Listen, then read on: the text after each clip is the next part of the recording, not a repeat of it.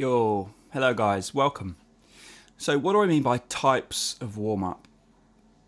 So the types of warm-up there really are, for me at least, are the kinds of warm-ups that I do day to day, where I build into exercises, and then I am basically working on flexibility and building strength and developing my ability further.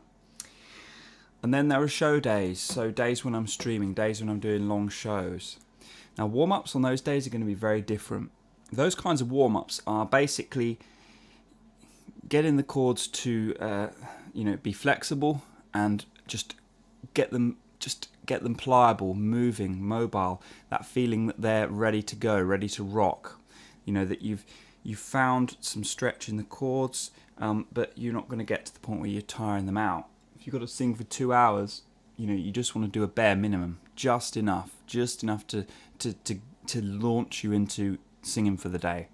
If you're doing an hour's warm up with a lot of strength work, it's going to be tougher to go down and sing for 2 hours. The muscles can only work so hard for so long, just like any muscle. If I'm lifting weights for an hour, and then I've got to go and compete doing something with my arms, they're going to be tired. Same with the voice. So we want to get the vocal cords pliable and ready to rock, basically, and that's got to be done quickly and easily. And the way I do it is really with 2 exercises, and that's all. The first is pretty much when I wake up, just get the release going on tiny sounds. So basically I need to get through the second bridge and just feel that release coming back down. And all I do with that is something I've shown you before, is I can start with a little bit of vocal fry and just kind of clunk up there.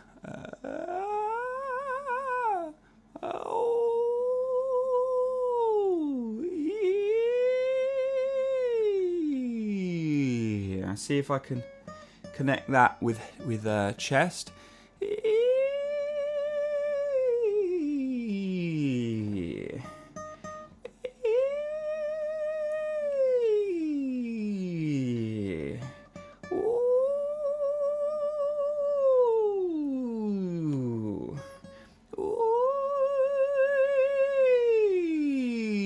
I'm add a little bit of weight to that as I initiate it and come down, but I just do a few of those.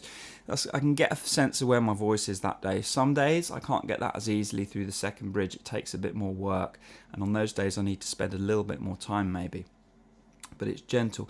And the time I spend, if I can't get that quickly, I will go lower, below the second bridge, and see if I can get the first bridge, something like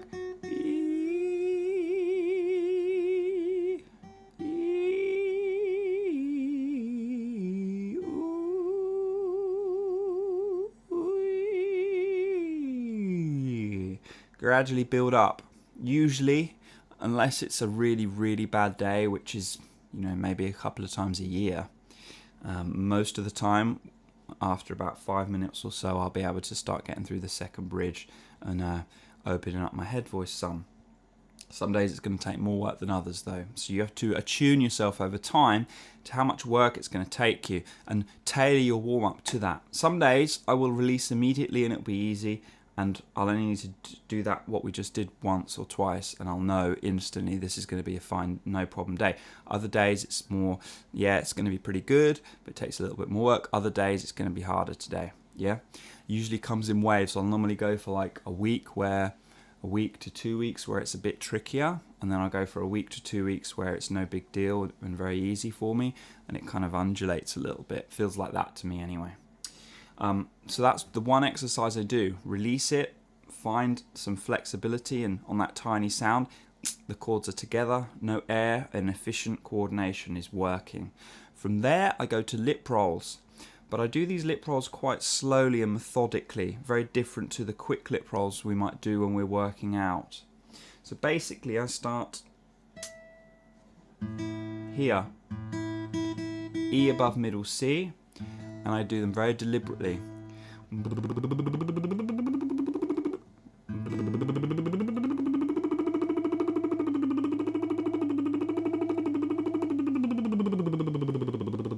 And And I might scoop it a couple of times like that, just to really get the sense that the pitch is comfortable and calm and I'm not holding on at all.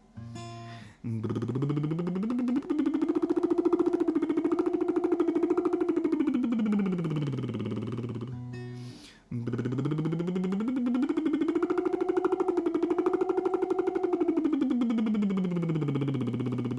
looking for compression through the whole exercise as I'm releasing. Not this. Looking for compression.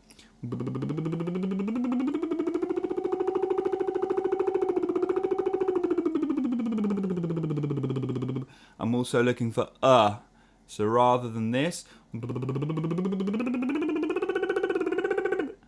larynx is creeping up. I'm looking for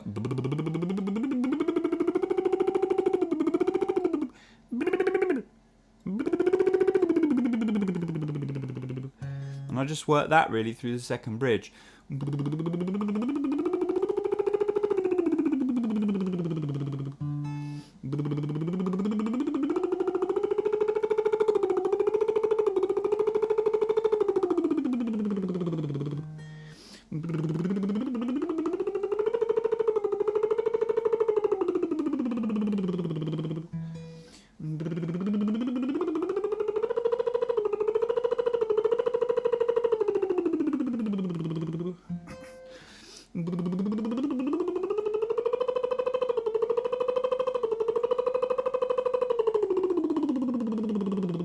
When I'm up to high C and through that second bridge, I come back down. Now, the reason the scoop is helpful is in my head, I can really feel myself maintaining compression and adjusting release over and over again. Yeah, it really helps me to isolate and separate compression from release. That's why I do that scoop a few times. Because when I have it,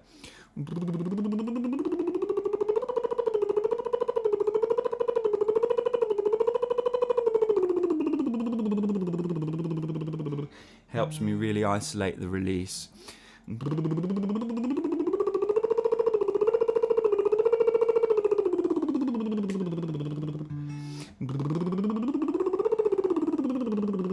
And as I come down, I start speeding it up.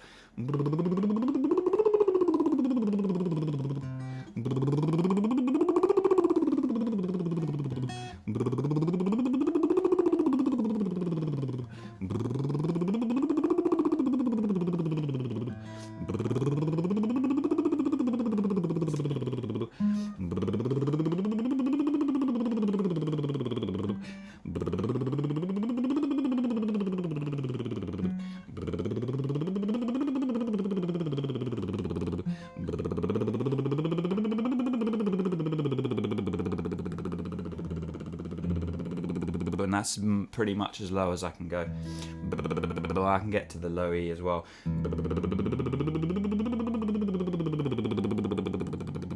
My voice isn't going to go much lower than that without fry coming in.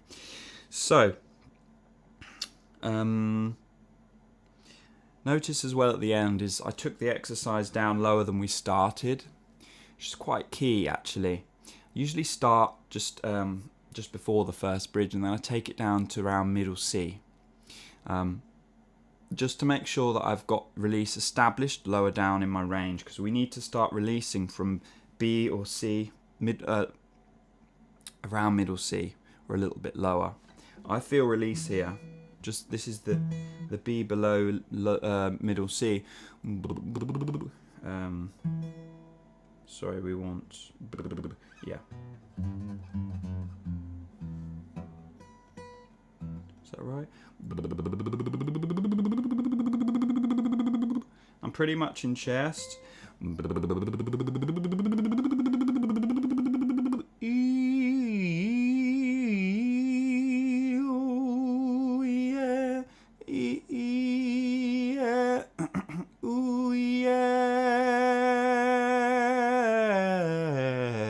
I can feel some tilt happening there.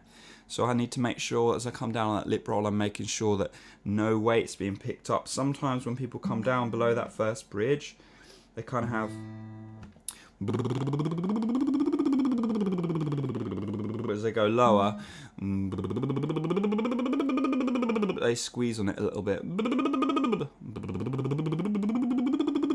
rather than releasing it. That's very common, especially with guys. You've got to make sure it's free even below that first bridge. Kind of like a half bridge around middle C for most of us, especially the more, low tenors. There's like a half bridge around that middle C area.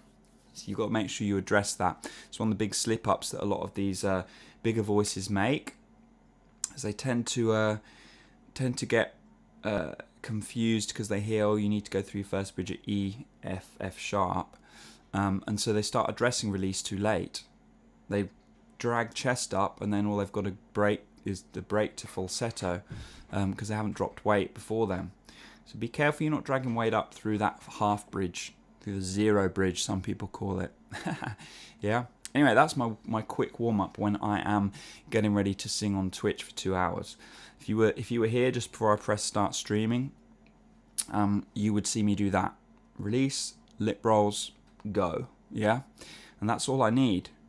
Now in the past I'd probably need a little bit more. And I probably would struggle to get it done as quickly and as correctly as I can now. So that's another challenge. I used to do a little bit more vocalizing before I performed, but then again my shows were shorter.